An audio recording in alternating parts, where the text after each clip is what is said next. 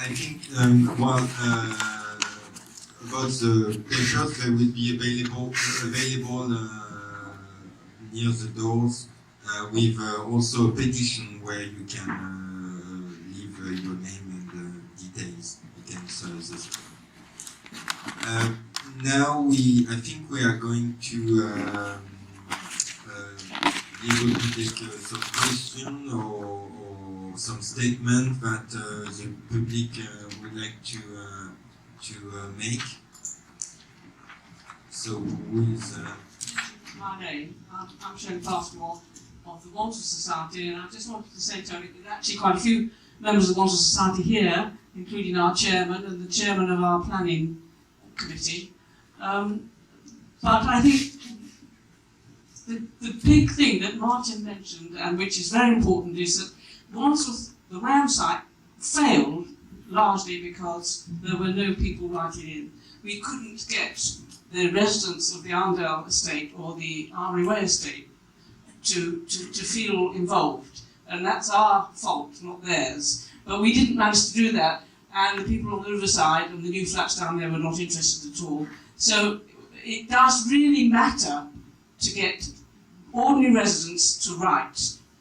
I take a slight issue with your letter, because I think a lot of the planning councillors do not like to have letters that are kind of organised. They like letters that come from individuals off their own heads and hearts and the rest of it.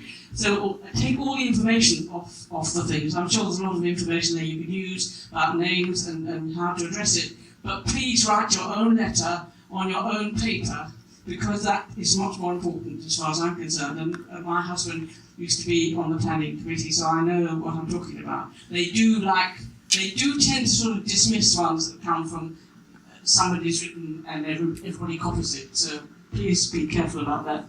May I add, if you're going to write in on behalf of yourself and your spouse, perhaps you could ask your spouse to write in separately, or at least send it in twice. The other thing I'd just like to say is that when we're writing our letters, we tend to, when we're looking at these towers, we tend to say, it's too high. But that picture there, which has got a very convenient lamppost, which looks as though it's cutting it off halfway, if you came down 24 stories, it would still be too big. So I wouldn't put that sentence in, it's too tall, because it's actually too massive in any case, even if you came down 24 stories. So be careful what you say, because the planners or the people writing reports pick up these sorts of things and suggest maybe half the height would be better. It's not. That's the other thing. Martin used to be, I just have to say this, Martin used to be my MP. I live on the borders of Battersea and Wandsworth, just up Battersea Rise. And we used to be in Battersea, but we are now called Tooting. So I'm afraid I'm sorry, I'm not voting for you anymore. Thank you. Is the parking situation. Now, we opposed a scheme near us in Wandsworth, which was finally overturned because of the difficulty in parking. It would be almost impossible to insure one another car into that area. Now, how many flats are proposed in this these 47? 544. 544. Well, we're talking probably about 750 cars, aren't we? Where are we going to put them? Might be worth mentioning. Thank you. Actually, 226 car parking spaces are being proposed. Approximately one space per two flats, and that will provide an underground parking. I've not any idea what's going to be done about street parking in the area, although of course the residents' parking schemes are there and presumably available. There's visitors and service and all. One thing that hasn't been mentioned at all this evening, and it's not surprising to me at all, but it's the little pub, the Windsor Castle, which is proposed for demolition under this scheme. Now, this pub, it may not be everyone's favourite place to go of an evening, but it does actually lend something to the streetscape with its interwall mock Tudor facade, and also its interior, which, if you go into the back room, is a wonderful example of interwall baronial excellence, I think. And I'm particularly sad that this pub may go under these proposals, because it's actually one of the rare examples in southwest London of this type of pub. It actually features in a book that I've co-written with Dr. Jeff Brandwood, London Heritage Pubs, which documents 156 pubs in Greater London, which have interiors of special historic interest. So I'd just like some of you to go and visit this pub in the next few weeks and see what you think of the back room there and the exterior, and if you think it's sufficient to include in your letters to the councillors, please try and prevent it being demolished, because I think it does lend something to the streetscape, unlike what Montague Evans' report says. Okay?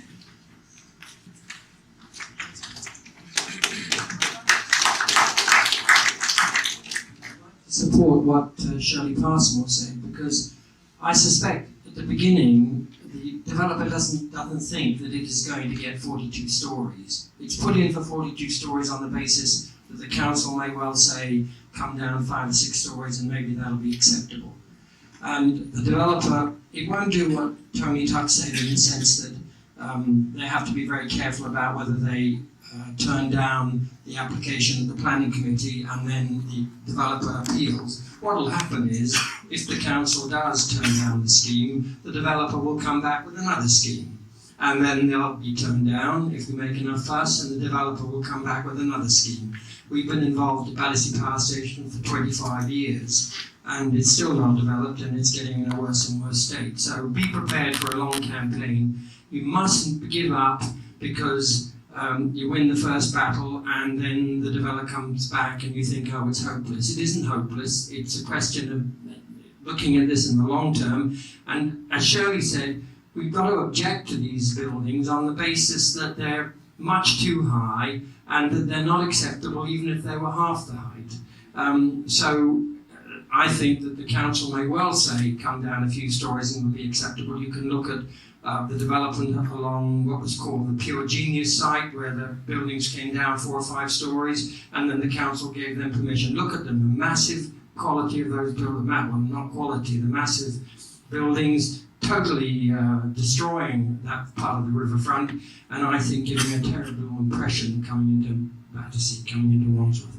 So that's one aspect of that. Now, I just also, many of you have seen on your seats this projected view of the Vanoli Tower, or the Dyson Tower, which is the new scheme for Battersea Power Station. And you can see this building appearing over the Parliament buildings. Well, if you project that line from Waterloo Bridge, Westminster Bridge, through the Battersea Power Station, it comes to Clapham Junction. And I think you could well say in any of your objections that this Vanoli Tower, this new scheme for Battersea Power Station, that's objectionable, and already the developer has come down by 50 metres to try and meet the objections to the height of that tower. I think these 2 towers on the Clapham Junction site would also, because it's higher than Battersea Power Station, obviously here at Clapham Junction, that they will also impose themselves on that view.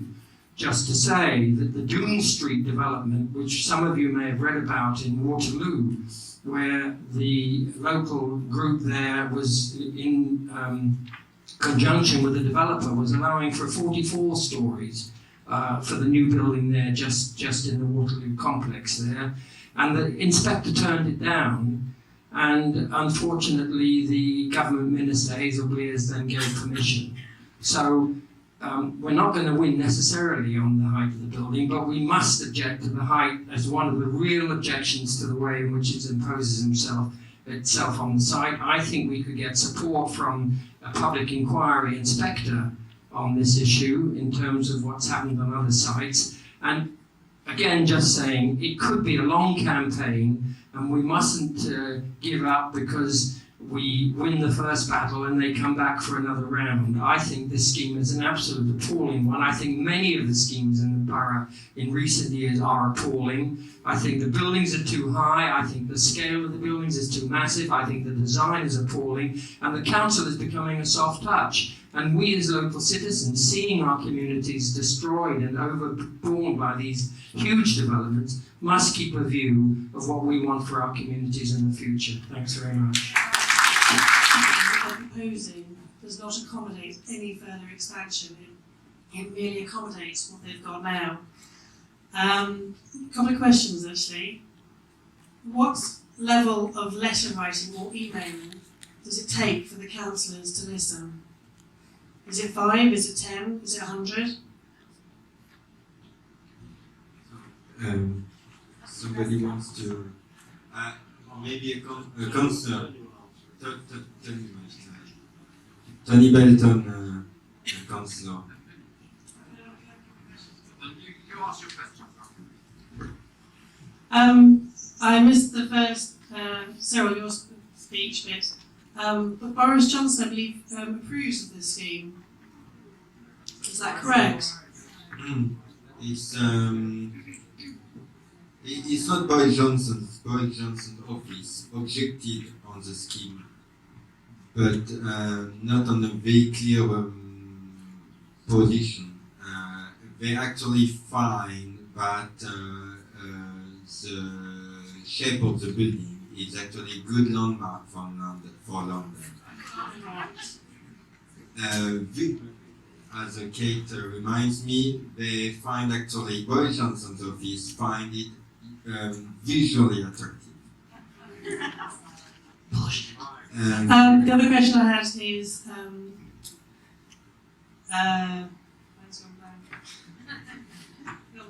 come back later. So just a word for so they Boris Johnson's office actually replied and sent an objection to the council a few months ago, not criticizing actually the building itself, but putting question about the lack of affordable housing and other minor points in the scheme. The final question I just remembered is everybody refers to writing to councillors or writing to planning. I emailed planning and I CC'd my councillors. Is that appropriate, or do I have to address councillors directly and round? That's fine. I'd say that's fine, absolutely fine. Can I CC as many people as I choose then? Including follow-up? Tony Belton, I'm actually a member of the Planning Applications Committee and therefore will be there on March the 12th. And there's just a couple of things I want to say about it. First of all, I'm officially not meant to prejudge. It's like being a member of the jury. All I can say is I've never voted for a 42-storey block before, and I'll be interested in the arguments that persuade me to do so. You can draw your own conclusions from that. A couple of things about the letter writing and the campaigning. Essentially, Shirley Parson was right.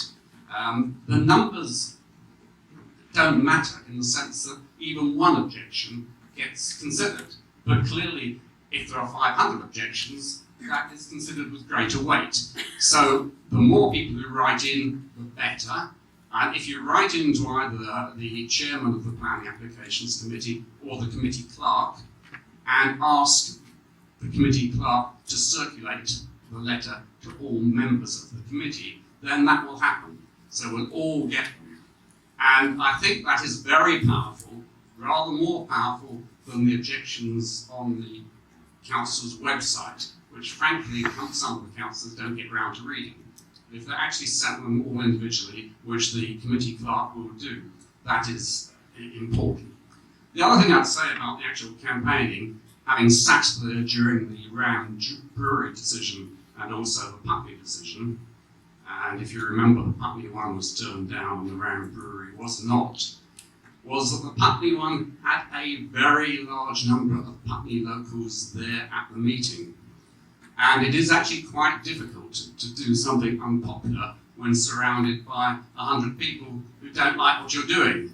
And it's much easier to do something like that if you're surrounded, as we were in Ranbury's case, I'm sorry about this one, but it's true, by 20 people or 10 people or something like that. So the more people who can get there on March the 12th, and it's the town hall building, everyone knows the main entrance here. As you go out to Wandsworth one-way system, it's the big building on the right. Go in there, and there'll be people on the gate who'll show you where to go, and you go there. So 7:30 is the meeting. 7:30 is the meeting. I'd get there at about 7:15 if I was you, possibly earlier, but about that time. And if there are as many people as here, then some of us will certainly be arguing that the committee meeting should be held in the main council chamber, which would get everyone in. So I'd certainly do that. There's one other action that I would suggest, if I may embarrass Cyril. I think Kate said something nice about Cyril earlier. I hadn't come across Cyril until a few months ago, and the amount of work he's put in has been fantastic.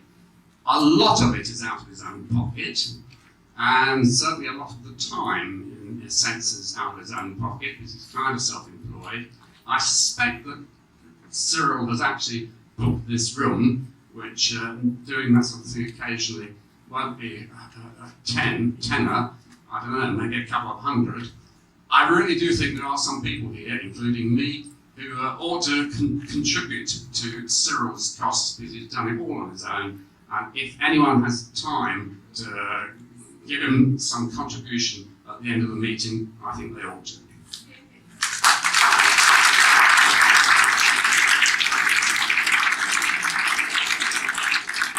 To pick up on the question that was asked about the Mayor's report, because indeed he did, or his office did, produce a report. I think it came out in around November time. And their conclusion was that the development didn't meet the requirements of what's called the London Plan, which sets their standards for developments in London. However, it suggested some minor changes which might well make it comply, and some of these I think you'll find very, very interesting. One of them was that there should be fewer car parking spaces to meet with sustainability standards. Another one was that they might meet their targets for affordable housing if they downsized the scale of the station improvements. And a third one was that there should be more outdoor play space for the approximately 35 children who might be living in these 556 flats. So it's a fun read. You'll all enjoy it. It's on the Mayor of London's website. This is the mayor. This is the same person who, before his election, described these sort of developments as phallocratic and pledged to put a stop to Ken's phallocratic towers. So we do try and remind him of that. We haven't had a single response from him, but if any of you, particularly Conservative councillors, are able to get a little bit more of his ear, then we should be very grateful. It's quite right that a letter written on your own writing paper is more effective. I only produced these letters because I had a word with Councillor MacDonald to ask him in what form it would be best for people to write. And he said, don't write to the individual members, write to me and I will circulate them to all the members of the planning committee. And by sending them to the members' room at the town hall, you will ensure that the staff there will automatically circulate them to members.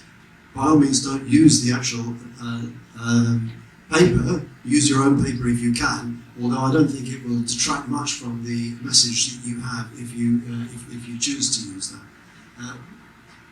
What I think is very important is that you put something from your own experience into the letter. I mean, tell them, we are the people who live in the Clapham Junction area, we are its protectors, I hope. And to my mind, it's very important that we convey to the councillors our feelings about Clapham Junction. Now, Clapham Junction is a mainly Victorian shopping centre, Harding and Hopsford, as it then was.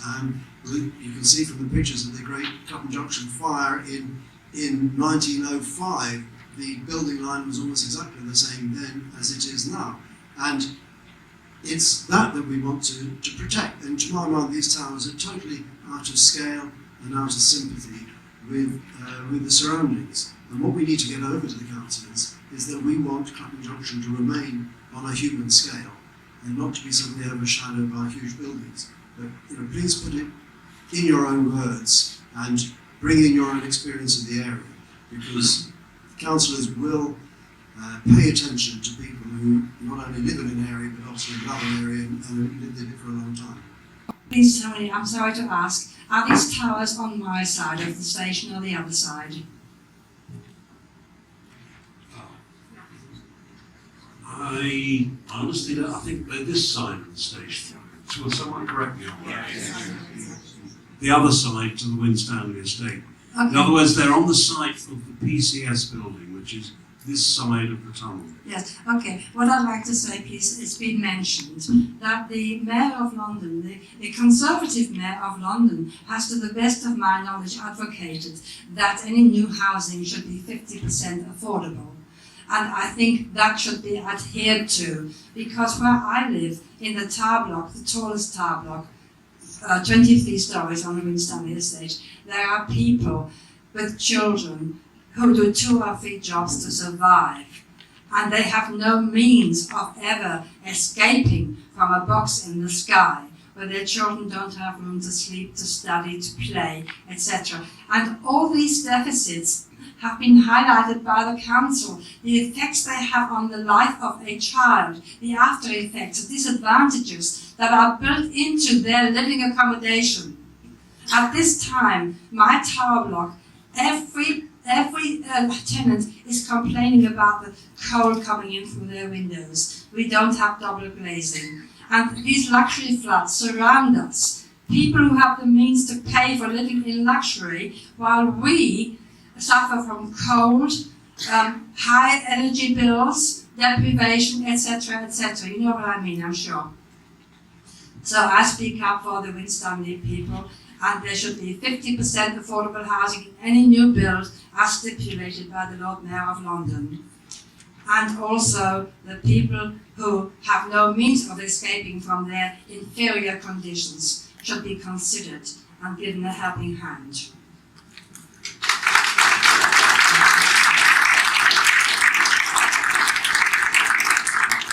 The one that these buildings will be twice as tall as.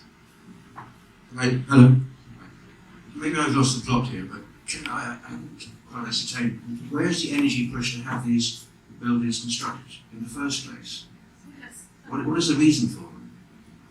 Profit. Okay, I want this question and obvious answer, but the reality is that over the last 2-3 years, the number of requests for new social housing has increased by 400 to 500,000, and the local authorities in London are under duty bound, when they're given monies from central government to supply social housing. And Mr. Linton is agreeing to this one. Now, if they don't, they are penalised. And so one of the ways for dealing with this is to get to bed with these unscrupulous developers, who then make it quite clear that part of their remit is not just to build social housing, but also so-called improve the local infrastructure, if they don't. We see this in Sainsbury's, we see this in Tesco's, we see this all around the country. What will happen, and I've been told this, whether you like it or not, that this will not be for luxury flats, and people do not want to live in these so-called luxury flats, especially up above a railway station.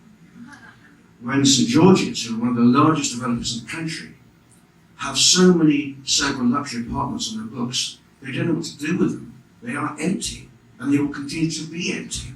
And the very best they can do is actually hand over the keys to local authorities for social housing. And this is what will happen to this block. It does not need to be built, but it is a way of the local council of dealing with a very severe problem, which is how to accommodate the ever-increasing, aspiring numbers of people who required social housing. And this is the remit, and this is what will happen. And this is how they're this is how they're driven. It is not, whether you like it or not, this is the way this development will go over the next 5 to 8 years. The council is duty bound to do something about the waiting list, and this is how they're going to solve it. Kate here sent an email to the planning officer in charge of this scheme, and this person was actually very helpful in answering our questions. And the reason why most of the accommodation will be 1 and 2 bedroom is, if I remember exactly his words, were because no family wants to live beside the station. So I think it means something. The Battersea Society. Many of these developments are 1 and 2 bedrooms only, affordable or not. So there's very, very little accommodation coming for families to live in Battersea, only for transient people. And recently, a developer applied to have a variation of their affordable housing to offer a 1 bedroom rather than a 2 bedroom. And the reason for that was that the Housing Association said that the 2 bedroom flat did not meet Housing Association standards. So these are very small 1 and 2 bedroom flats. And if anybody reads The Guardian, there is a tenant who is writing about the slum that her 1 bedroom, small 2 bedroom property, rental property, is now becoming. And that's what's going to happen in Battersea. Private landlords should let them rent their flats so that they can then be handed on as affordable housing. And that just means that the local authority is paying more in the end for its affordable housing than if it were its own landlord. And you can see it all around you on the estates of Battersea, with wide differentials in the rent charge between, let us say, the old former, almost but not actually legally controlled ones with tenant paying a modest rent. Someone paying, who's a new tenant, paying the higher rent, which is subsidised by housing benefit, and then somebody who is paying the landlord's rent where that property has been sold on. So there's a wide disparity. I take Monica's point. I don't think this will turn into affordable housing because they're largely 1 and 2 bedroom. And you just can't. What we need in Wandsworth is 3 and 4 bedroom. And all of our councillors at their surgeries will know that. From my time as a councillor, I would say 90% of people coming to my council surgeries in this area were about housing and the lack of affordable housing and overcrowding. So it's a real problem. My name's Bruce Mackenzie. I don't live immediately in Clapham Junction. I live at Tooting Beck, so I'm a foreign resident. But I have been involved in a number of campaigns against luxury developments, mainly along the riverfront in the past, and others ongoing around the Tooting area. And I have a developed cynicism about the whole consultation process contained in the planning process, as I understand it in Wandsworth. But a general comment about this kind of application. We've seen the one for the Rat Brewery down at Wandsworth Town Centre, that's been passed. One in Putney was failed. This one is up again. And it seems to me that these applications are going in from developers who know they have a sort of relatively cosy relationship with Wandsworth Council Planning Committee on the basis of an economic situation that is going pear-shaped, and everyone recognises that. The financial crisis is not going to go away. There is not going to be an economic recovery. And all the sort of plans that developers are putting in regarding housing need for this luxury stuff is compounded on the basis of the successful and ongoing viability of the economic boom based on the financial services sector and the property speculative sector. And what is needed is a completely different approach to land use and planning overall.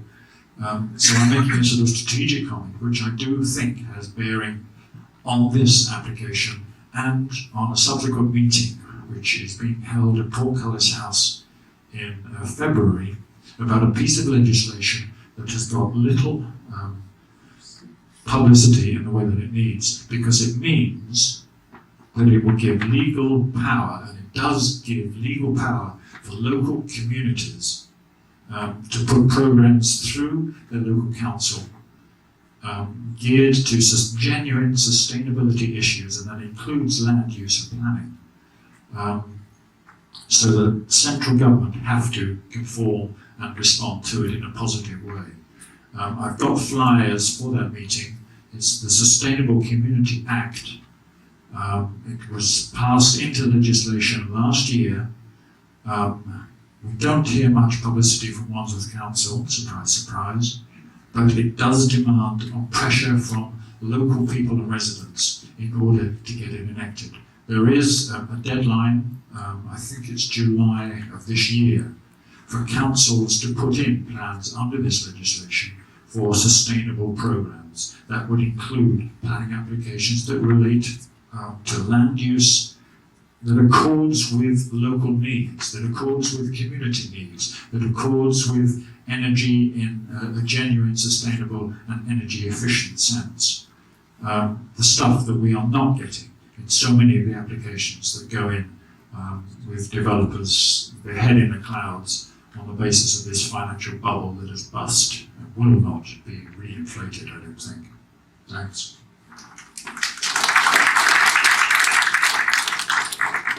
I must say that in the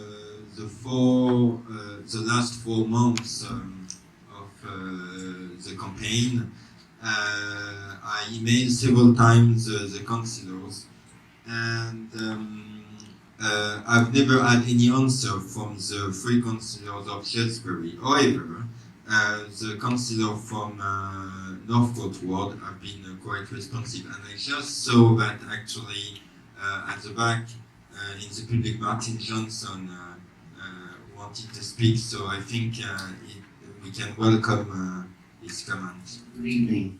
Now, like Tony Belton, I'm a member of the planning committee, so I can't announce how I'll be voting when the matter's before the committee.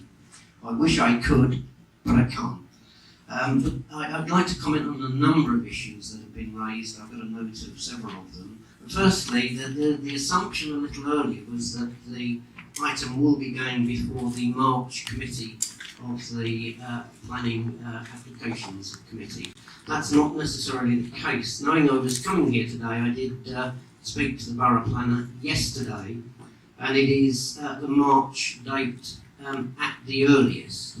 It may slip even further than that, and the reason for that is that the Council is still waiting for some very important information from the developers before they can start writing their report and to come to their officer recommendations. So you need to keep your eye out for whether the March date is confirmed or whether it will slip to the 16th of April. Now, we've heard a lot about various objections this evening, most of them centring on the height of the towers, and that's you let it be known in no uncertain terms that locally people will not welcome those towers, although some people do say that almost any price is worth paying for improvements to the station, but I would question whether or not these towers are the right way of securing the improvements to the station. We've heard from a number of speakers, although they haven't necessarily been talked about in any great detail, of other issues apart from the towers. And I do hope that when you write in with your concerns that you do also refer to the other concerns, because as has been pointed out, there's no point in the council, after representations, turning down this scheme only to be faced with a similar one that's just a little bit smaller.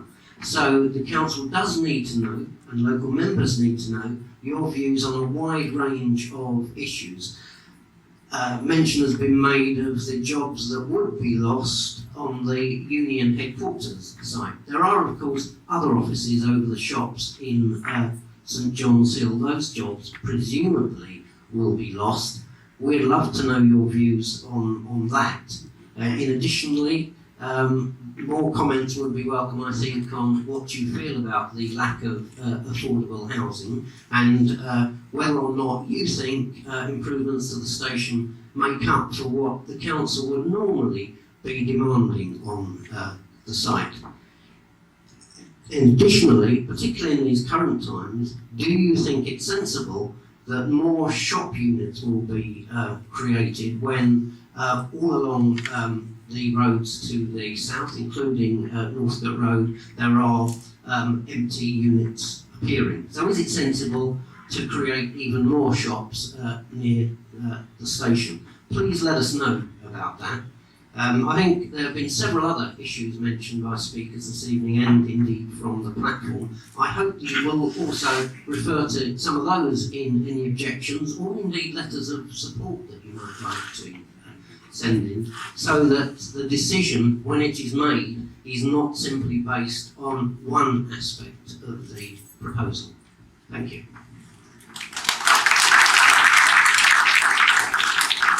I'd say a few words in another capacity with Tony Belton. I co-chair a campaign called Switch Back to Battersea, which is trying to actually get people to recognise this is Battersea, not Clapham.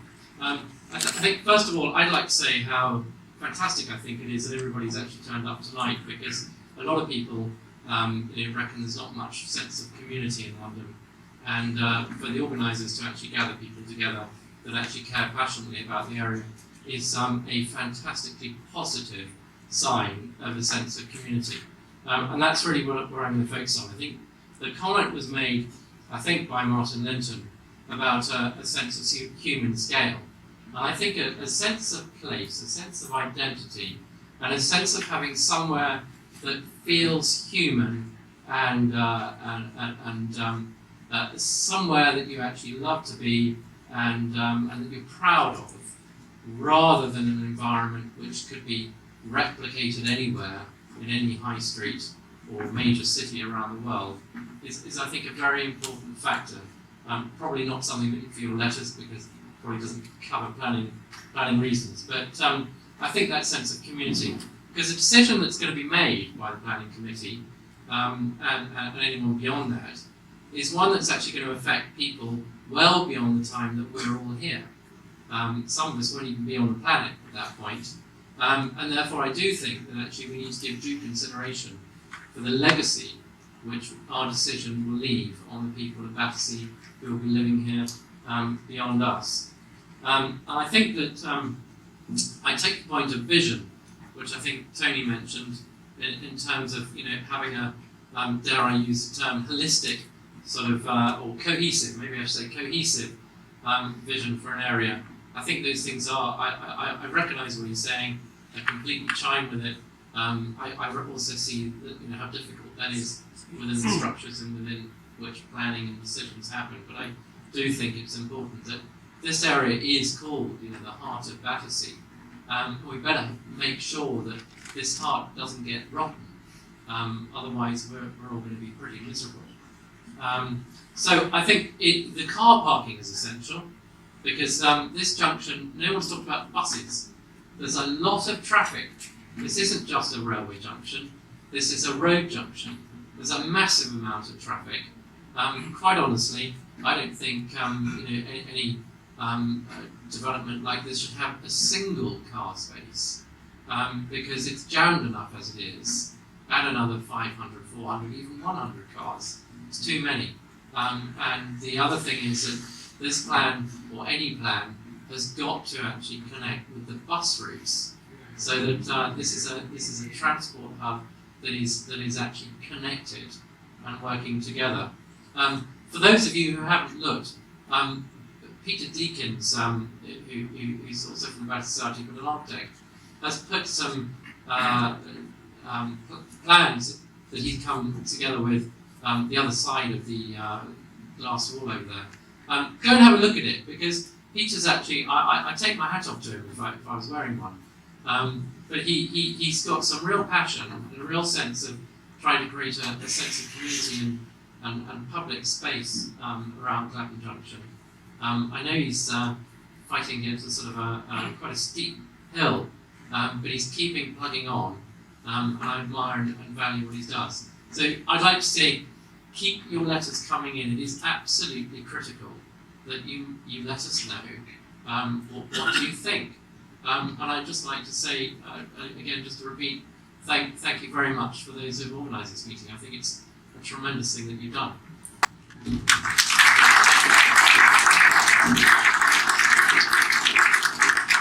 I don't want to make it a clean sweep, but I am Peter Dawson, the other Northcote councillor. Can I just point out that since about October, we have been urging people to write to the council and to councillors. And a bit like Tony, if maybe I could just briefly quote, we issue an e-bulletin in Northcote Ward on an irregular basis. And last October, what we said was, there are important issues involved which will have a major impact on the entire Clapham Junction area and much of Northcote Ward for years to come. You may wish to comment on some of these issues in any submission you make. The scale of the two 42-storey tower blocks, the design and finish of the towers, development of 2 new station buildings and improving access to the platform, a proposed mix of residential and other predominantly retail facilities, and issues related to transport interchange, particularly between rail and bus services. So those are all issues which have been raised this evening and which we really have been encouraging people to write in with their views on those and any other issues which are of interest and for your comments. 2 other things I would just mention very briefly. One is, do look at the decision about the refusal of the towers in Putney. It makes very interesting reading. It uses planning words, it uses planning terminology. And when you've read it, you may find it of interest. And the second thing or the third thing I want to say is there's still a lot of questions to be directed at Network Rail. I'm still not entirely clear from even Martin's comments this evening, and I know he is trying to get those answers out, as is Jane Ellison, the parliamentary candidate for the Conservatives in Battersea, and her leaflet is on the chair this evening as well. She, along with some of our colleagues on the council, are seeking much greater clarification from Network Rail than we've had so far. So, again, echo all the other comments. Well done for organising. Thank you for making sure we hear about it. And rest assured, at the various meetings, your views will be represented.